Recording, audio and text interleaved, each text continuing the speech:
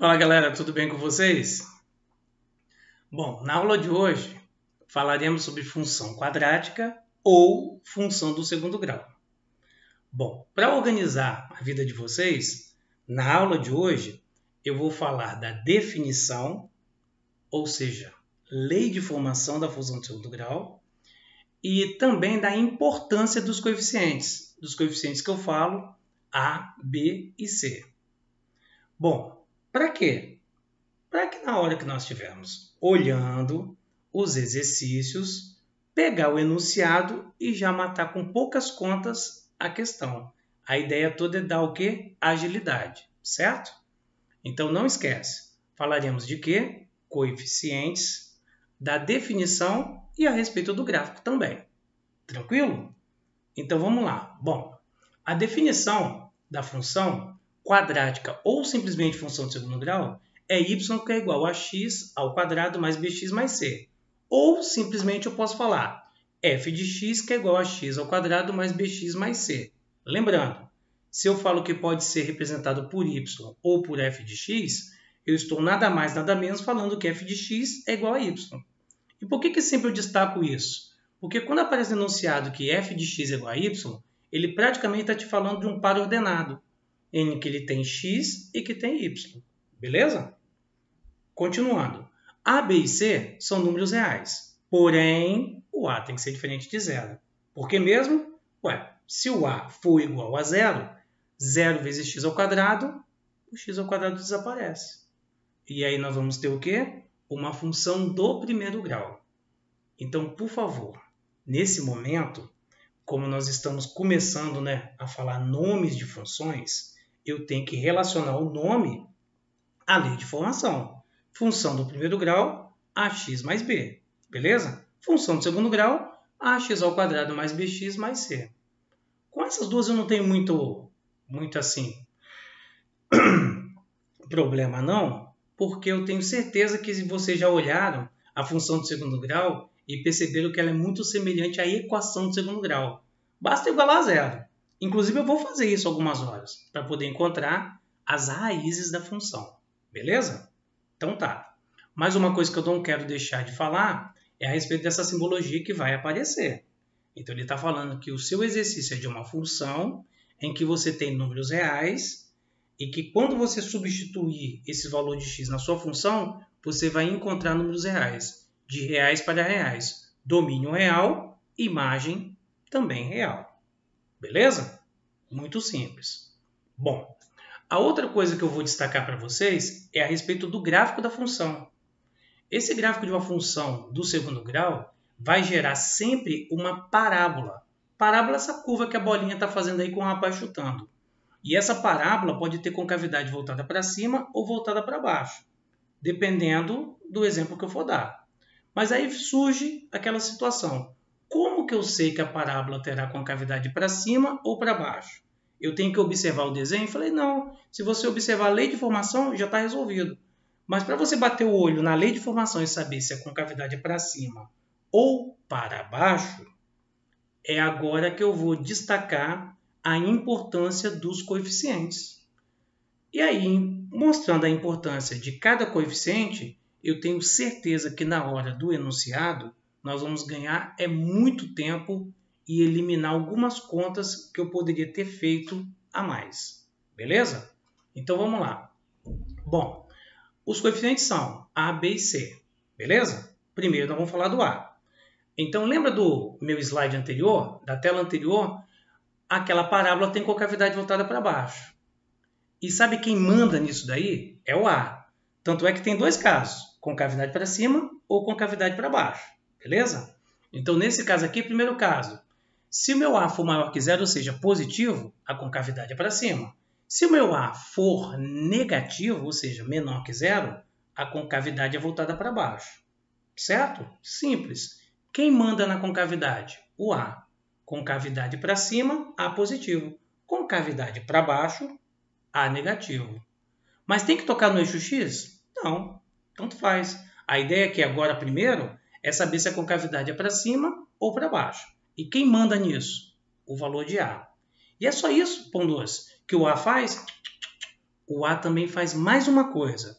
Cara, o A, ele também equilibra a abertura da concavidade. Se a concavidade é mais fechada ou se a concavidade é mais aberta. No meu exemplo aí, vocês vão ver que a função amarelinha, o A vale 1. E y é igual a 1x².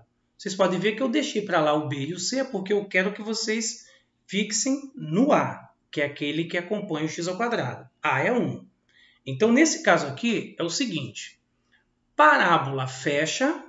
Nesse caso, minha parábola é amarelinha. Se transformou em azul e está fechando. A aumenta. Então, meu y ficou igual a 2x². Então, você pode ver que antes ele era 1, agora ele era 2. Agora, parábola abre, o A diminui. Parábola aberta, o A foi para 0,5. Então, é muito simples. Se a parábola fechar, A aumenta. Se a parábola abrir, é porque o A está diminuindo. A diminui, parábola abre. A aumenta, parábola fecha. Então, meu ponto de referência era a função amarelinha. E de acordo com, na minha função amarelinha, como A é 1, uma hora eu aumentei e a outra hora eu diminuí. O que aconteceu? Aumentando, fechou. Diminuindo, abriu. Beleza? Então, o A também serve para regular a abertura da sua parábola. Beleza? Então, tá bom. Bom, vamos para o coeficiente B. Cara, o coeficiente B, para ser sincero, para mim é o mais importante. Por quê? É ele, cara, que é o divisor de água para eu bater o olho na minha questão e falar bem assim, é essa ou é aquela? Por quê? Porque nesse caso, o B, primeiro, não é comum aparecer em livros e segundo, eu vejo que tem exercícios que envolvem e descobrir os coeficientes que, cara, leva conta, mais conta, faz delta, cria situações, repensa e pensa para depois chegar na resposta. Mas não é assim, cara. É o seguinte, o que você precisa saber? Se o B é positivo, maior que zero, se é negativo ou se é igual a zero. É simples isso? Simples. Tá vendo esse pontinho vermelho? Esse pontinho vermelho, ele tem um nome, ele é chamado de vértice. O que ele faz? Ele inverte o sentido da parábola. Como assim? Cara, toda parábola tem uma parte que é decrescente e uma parte que é crescente. Se você olhar no meu primeiro exemplo ali, a função veio decrescendo, decrescendo, decrescendo, decrescendo, decrescendo, chegou no vértice, inverteu o sentido e começou a fazer o quê? Subir. Beleza? Beleza. E se você olhar embaixo, a função está o quê? Crescendo, crescendo, crescendo, crescendo. Chegou no vértice e começou a fazer o quê? Decrescer. Beleza? Então, olha como é que é simples, hein? Como ele tem, a função tem sempre uma parte que é crescente e outra parte que é decrescente, então é o seguinte, para B ser positivo, você deve prestar atenção na parte crescente. Se a parte crescente estiver tocando em Y, e não importa onde seja, o B é positivo. Isso tanto para a função, para o gráfico com concavidade para cima, ou com o gráfico com concavidade para baixo. Então, nesse caso aqui, é o seguinte, se a parte crescente estiver tocando no eixo Y, o B é positivo. Beleza? Beleza. Agora, se a parte decrescente, que é o nosso outro caso, estiver tocando no eixo Y, quando ela estiver caindo, cara, decrescendo, tocou no eixo Y, então o B é negativo. Então você pode ver que a primeira está decrescendo e toca em Y, e depois sobe, que é a parte crescente. E a outra, cresce, cresce, cresce, cresce, chega no vértice e começa a decrescer. No momento que ela está decrescendo, ela toca no Y. Então, muito simples. Se a função estiver crescendo, cara, crescendo, e tocar no eixo Y, B é positivo. Mas se ela estiver tocando no eixo Y, quando ela estiver decrescendo, é porque o B é negativo. Muito fácil. Agora, quando é que o B é zero? Simples. Quando o eixo Y estiver exatamente no meio da minha parábola. Ou seja, o eixo Y vai tocar no vértice. Inclusive, destaque para esse caso aí. Esse caso, hoje nessa aula, eu vou resolver 2 exercícios assim. Então, por favor, lembre. Toda vez que o eixo Y estiver no meio da parábola, eu já posso de cara falar que o B é zero. Lembra, o B vai ser zero se o eixo Y cortar a parábola no meio. E o que representa isso? O eixo Y está tocando no vértice da parábola. Beleza? B é zero. Então, simples, hein? Recapitulando, quando que o B é positivo? Quando a parte crescente estiver tocando no eixo Y. Quando é que o B é negativo? Quando a parte decrescente estiver tocando no eixo Y. Em qualquer lugar do eixo Y? Em qualquer lugar. E quando que o B é zero? Quando o eixo Y estiver cortando ao meio a minha parábola. Beleza? Olha lá, hein? A parte mais importante é o coeficiente B, porque não tem nos livros. Beleza? Então vamos lá. E o C? O C é o seguinte. O C, ele indica, cara, aonde a minha parábola toca no eixo Y. E nesse caso aí, ele é chamado também de termo independente. Então o C serve para quê? Para mostrar aonde a minha função toca no eixo Y. E aí eu falei para você o seguinte. Para encontrar o C, basta você, na sua função, chamar x de zero. Então, se você chamar o x de zero, aquele pontinho ali, você vai ver que a única coisa que você vai descobrir é o valor de C, porque ele é chamado de termo independente. Ele não depende de x. Então, quando você elimina o valor de x, o que sobra é o valor C, que é o termo independente. Entre outras palavras, C só serve para uma coisa: mostrar para você aonde a função toca no eixo Y. Beleza? Eu vou pegar carona nesse gráfico aí e já vou falar de duas coisas, cara. Bom, a primeira é a respeito desses dois camaradinhos. A segunda é a respeito desse eixo de simetria aí. Então, toda parábola é simétrica. E o que é simetria? Cara, elas são perfeitas, tanto para o lado direito quanto para o lado esquerdo. Então, se você traça um eixo de simetria, aquele eixo que divide exatamente ao meio, e para dividir exatamente ao meio, tem que tocar no vértice. Então, aí você tem as suas raízes, e o que acontece? Esse eixo de simetria, se você pegar ali e dobrar a sua parábola, ela vai se sobrepor à outra parte perfeitamente. Esse é o eixo de simetria. Então, toda parábola é altamente simétrica, beleza? Então vamos lá. Ponto 2. Você vai falar de raízes agora e de vértices? Não. Eu só aproveitei o desenho e o momento para falar para vocês que aonde toca no eixo Y é o C, aonde toca no eixo X são as raízes e toda parábola é altamente simétrica. Beleza? E aonde tem esse eixo de simetria? Eixo de simetria é uma reta que corta a minha função ao meio, e como ele corta ao meio, ele passa exatamente no vértice da parábola. Beleza? Então vamos lá. Bom, sabendo de tudo, como nós estamos vendo aí, agora eu acho que nós conseguimos, cara, ir para os exemplos ou exercícios e mostrar para você como é que aparece, cara, e como é que a gente resolve muito rápido.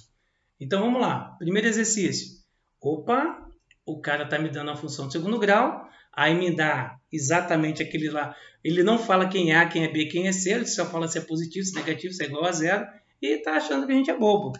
Então, nesse caso aqui, você já tem aquele pontinho que está ali, que é o vértice, e você vê claramente que a sua função está no meio, ou seja, o eixo Y está passando no vértice, e nesse caso nós já falamos já. O que acontece?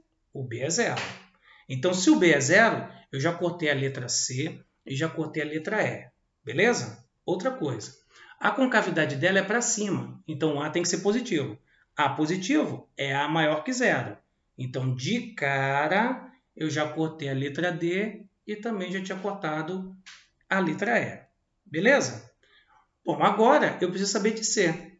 Então, como vocês podem ver, que aquele pontinho vermelho, que é o vértice, lembra que eu falei para vocês? O C faz o que mesmo?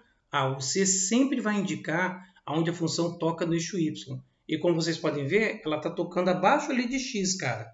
E naquele ponto ali, qualquer valor que eu pegue ali de Y é negativo. Então, meu valor de C é menor que zero. E se ele é menor que zero, letra A. Resolvido. Demorei um pouquinho? Demorei porque eu estou falando devagarzinho. Mas isso aqui, cara, é bater o olho e resolver.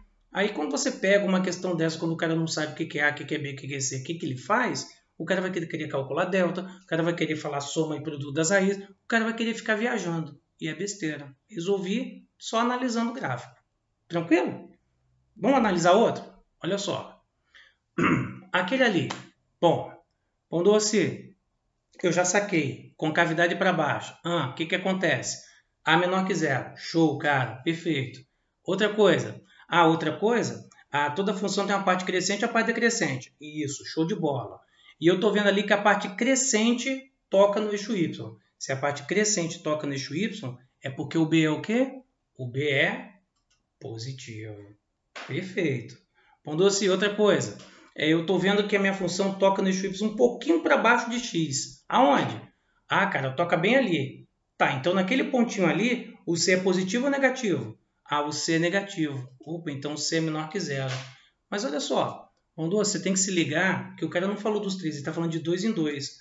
Então de 2 em 2 você vai vendo, ó. A letra A está cortada, a letra B está cortada porque o B não é igual a zero, a letra C está cortada porque ele está falando que o A é maior que zero, a letra D está cortada porque ele fala que C é igual a zero, o que sobrou para mim é a letra E. Realmente, na letra E, B é maior que zero e C é menor que zero.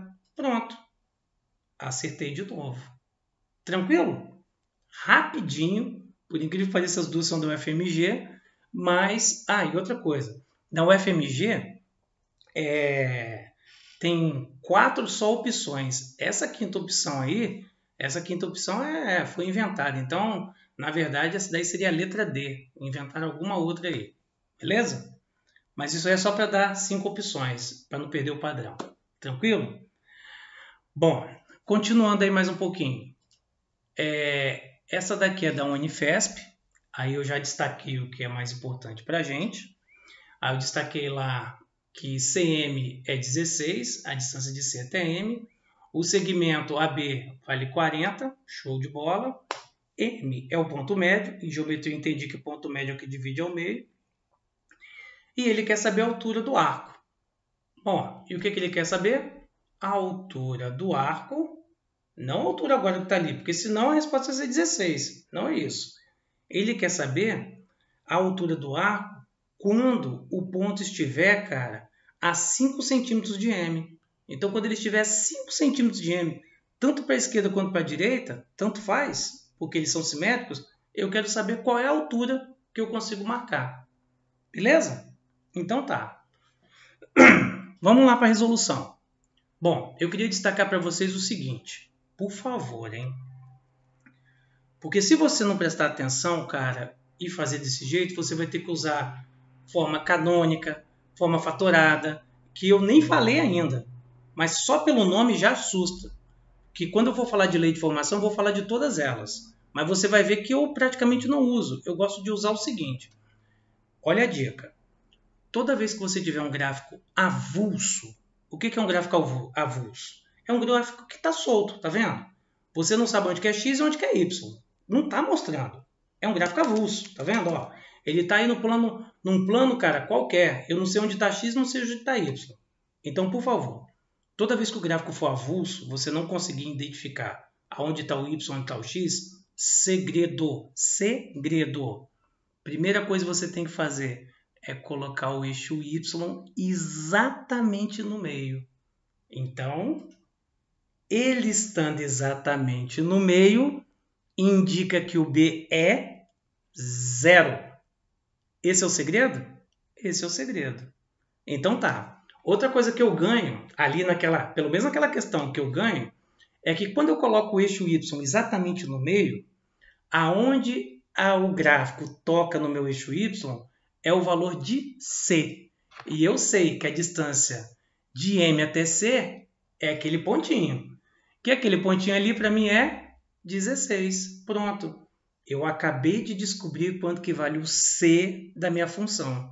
Então, se eu pudesse escrever a lei de formação embaixo, eu colocaria y igual a x² mais b, que é 0, porque o gráfico está no meio, 0x mais 16, porque o 16 é o termo independente, que é onde a função toca no eixo y.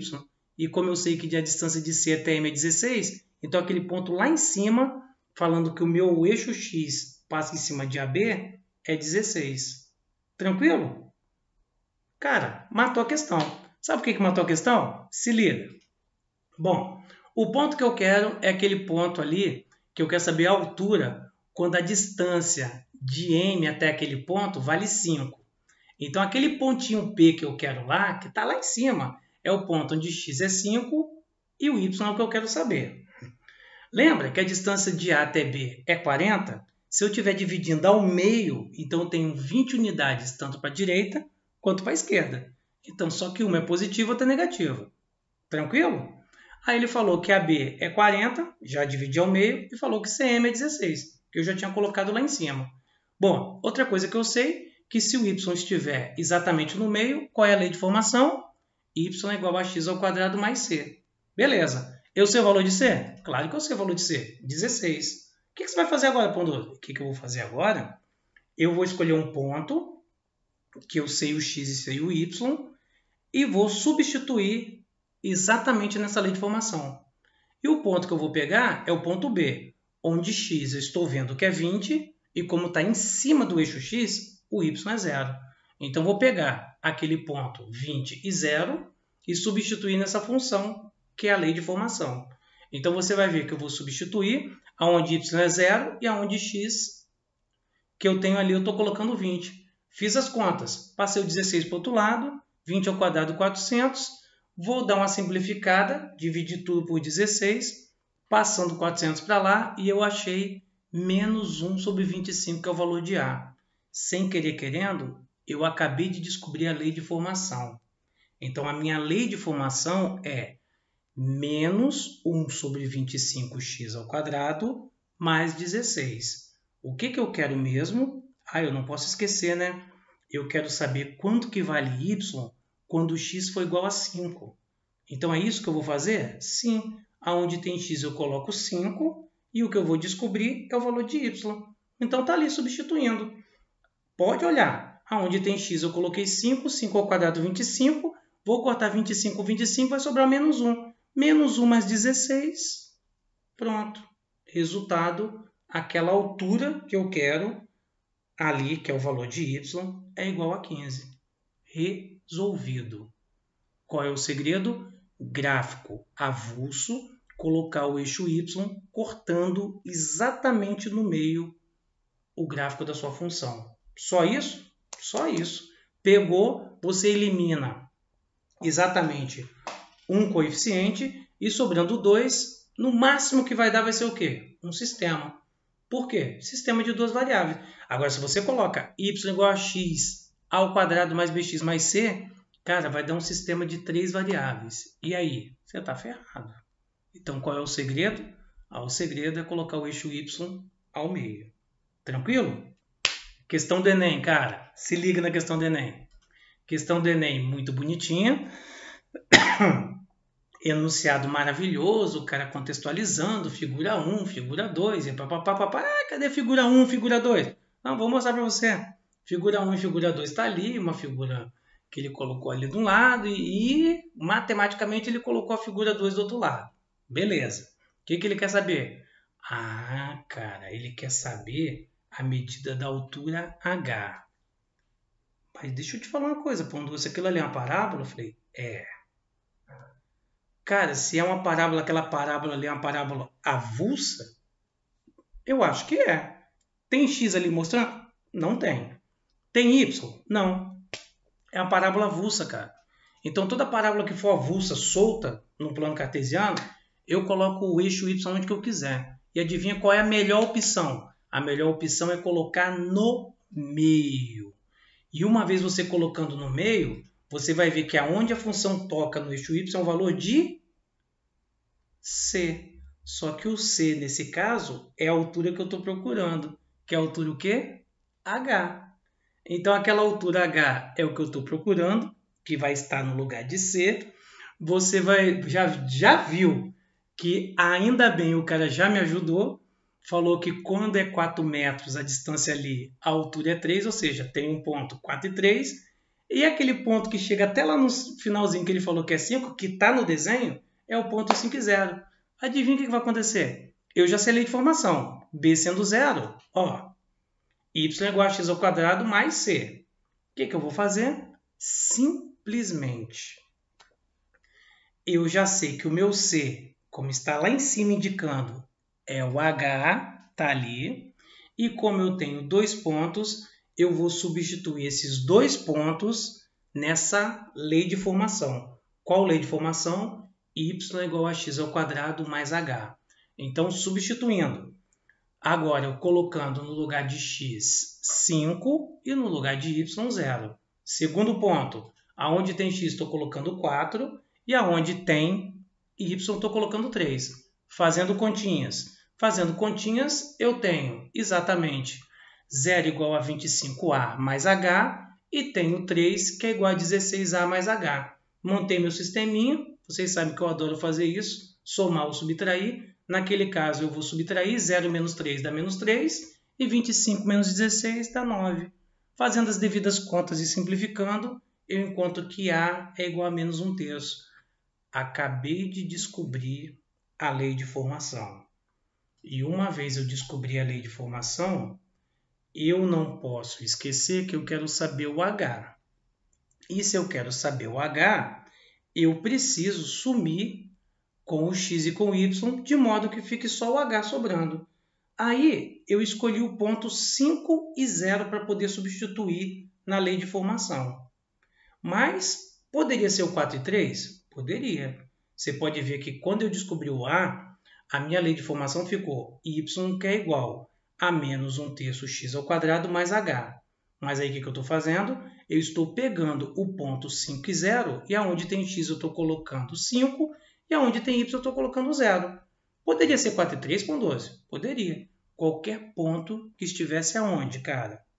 Em cima do gráfico.